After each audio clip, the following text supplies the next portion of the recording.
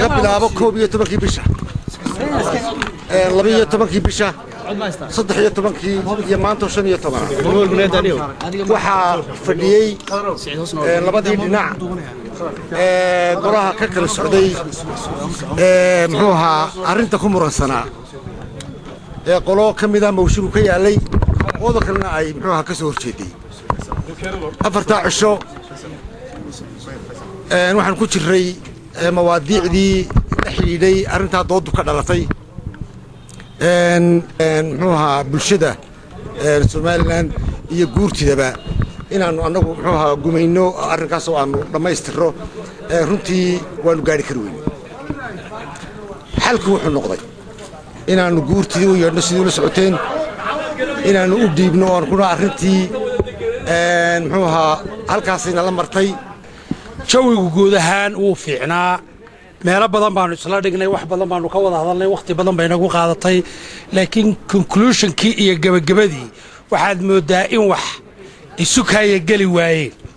oo ay sidii aanu rabnay labadayada gudoomiyana waxaanu tarageranay inaanu qancino labada dhanba runtii Cabdiraxmaan iyo aniguba xitaa fikirada kama aanan qayb qaadanayn inta badan ilmaada reeyal waxa meesha yaala wax weeye mooshin sharci ah oo maraya jid sharci ah oo si sharci ay u soo jeediyeen 57 xildhibaan oo golaha wakiilada ka tirsan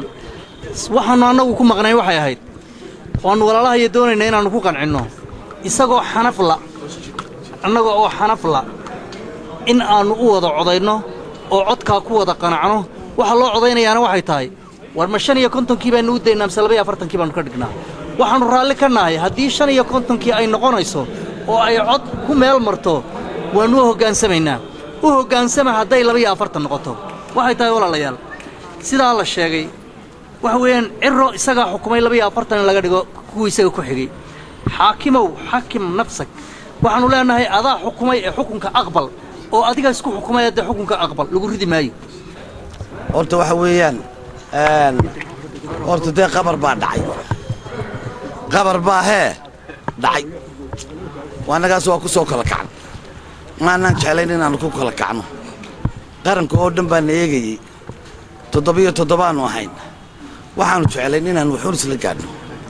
meel baan anigu hadaba ma soo hadalkayga waa soo gaabinayna bayga dambeeyay wixii aan ka tagay de waxa oo lawyer ka oranayo isaga de afkiisu de salla caleede ya salla caleede iga fasixsan halka waxaan ku kala kacnay mooshin baa yaalay mooshinkaas wuxuu ahaa gudoomiyaha 42 la keeno wixii hore go'aamo golay haydo gola ka gaadhay arino wax allaaliyo wax nooga fasaxa inaanu ka hadalnaa deemay jirin mooshinkaas aanu ajanda ka dhigan in 42 gudoomiyaha la keeno halkaas uu hadalkaygu ka bilaabmay garabkan naga soo horjeeday dhinaca xukuumadda taabacsan ayaa codsaday guurtida ka codsaday inaanu anagu gudahayaga ka wada hadalno markay taa codsadeen waxaanu isnidhi wallaahi dee nimanku dee idinka shilise mar hadday iyagiiba sidaa yidhaahdeen dee aqbala iyagaa dee malaa dee arrinka dee soo dhaweynayay sidii baanu annana ku aqbalnay 4 maalmood baanu hadda wada hadlaynay waxaan idinku gabagabaynayaa iyagoo qodobkii kamay kicin anagu waa ka kacnay horta sidaa in badan baa dina la sugayay ra'yiga bal inaanu wada hadallo oo ummadda iyo guurtida iyo cid kastoo arrintan danaynaysa ka furanno horta annagaa soo jeedin